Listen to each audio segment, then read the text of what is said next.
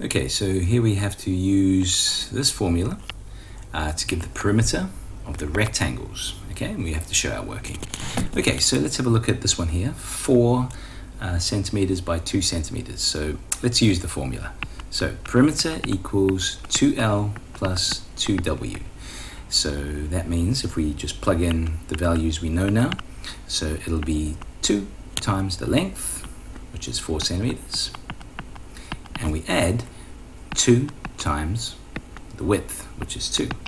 So if we go to our next line of working out, 2 times 4, well, that's 8, plus 2 times 2, and that is 4, and so we know the perimeter is 12. Use our unit of measurements, and 12 centimeters. So that's one way of doing it. This way over here, let's use our formula again. So P equals 2L plus 2W. And let's plug in the information we know. So 2 times the length, it's usually the longest one, so 2 times 7, plus 2 times the width, the shorter one, so that is a 3.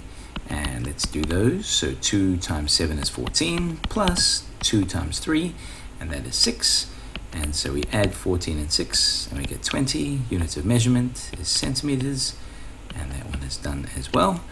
And the last one over here is 9 by 1. So again, let's use our formula. Perimeter equals 2L plus 2W, right? Let's plug in what we know. So 2 times the length in this case is 9, plus 2 times whatever the width is, which is 1. And let's do the next line. 2 times 9 is 18, plus 2 times 1 is 2. So we know that the perimeter is 18 plus 2, which is 20. So units of measurement, centimeters. And that is the answer there.